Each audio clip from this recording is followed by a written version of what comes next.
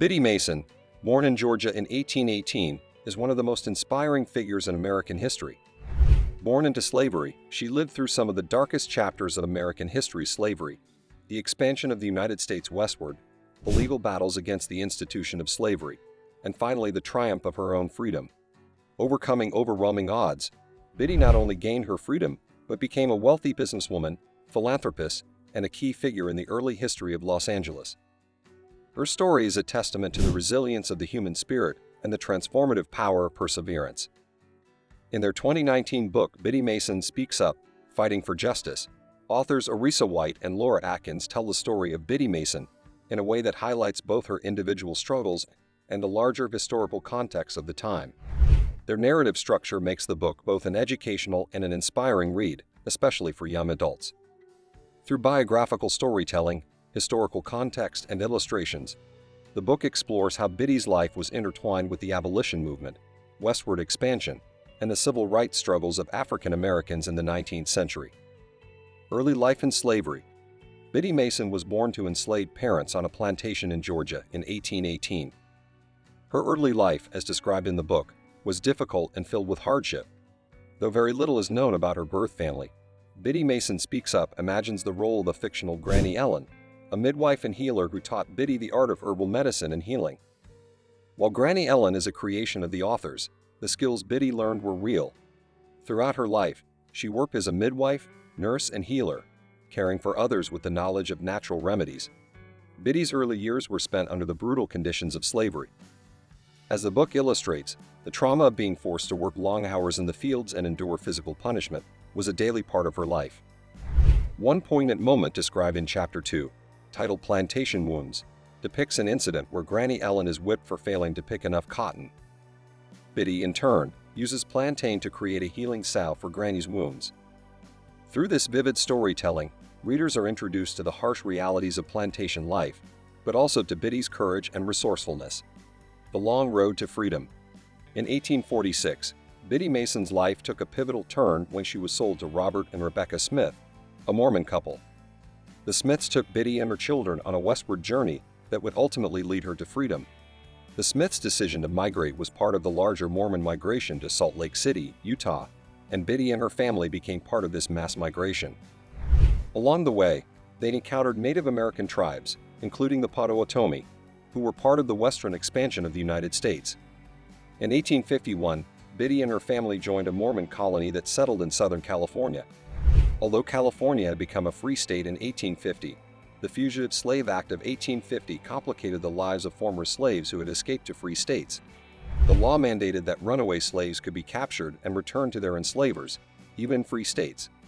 Despite these challenges, Biddy Mason found herself in a position to claim her freedom. As the Smiths prepared to move to Texas, where slavery was still legal, Biddy knew that returning to Texas meant returning to slavery. This knowledge led Biddy to confide in other black families in Southern California about her situation. The black community in California rallied behind her, and in 1856, Biddy was able to gain her freedom through legal action. With the help of 2 local sheriffs and a judge who ruled in her favor, Biddy and her children were granted freedom papers, and their status as free people was officially recognized. Legal and social context. The legal backdrop of Biddy Mason's struggle for freedom is rich with historical significance. The 1856 court case in which Biddy gained her freedom occurred at a time when the United States was embroiled in debates over slavery. This period saw the Dred Scott case of 1857, in which the U.S. Supreme Court upheld the property rights of slaveholders over enslaved people, a decision that inflamed tensions between free and slave states. The case highlighted the legal and social barriers that African Americans face, even in free states. At the same time, the abolitionist movement was growing stronger. Harriet Tubman's work with the Underground Railroad was a critical part of the efforts to free enslaved people, and the Emancipation Proclamation, issued by President Abraham Lincoln in 1863, was another key moment in the battle for abolition. Although Biddy Mason's story was deeply affected by these national events, her personal struggle for freedom was a local matter, focused on her immediate circumstances in California. Unlike many enslaved individuals who had to escape to gain their freedom, Mason's case was unique in that she used the legal system to secure her independence. California had entered the Union as a free state in 1850, yet slavery still persisted in practice, with many slaveholders attempting to defy the law. Mason's case was heard in Los Angeles, where she was aided by local abolitionists and allies who supported her fight. Her victory not only secured her own freedom, but also set a legal precedent that helped shape California's stance on slavery. This landmark case underscored the broader struggle for civil rights and highlighted the resilience and determination of African Americans who sought justice despite immense legal and societal challenges. Becoming a businesswoman and philanthropist. Once Biddy Mason gained her freedom, she faced the challenge of building a life for herself and her family. By the mid-1860s, Los Angeles was home to a small but thriving Black community. Biddy quickly became a part of this community, connecting with other Black families and finding work as a midwife. Her skill in delivering babies earned her a steady income, and she used her earnings to start saving money and purchasing property. Biddy's entrepreneurial spirit shone through as she invested in real estate, acquiring properties in Los Angeles.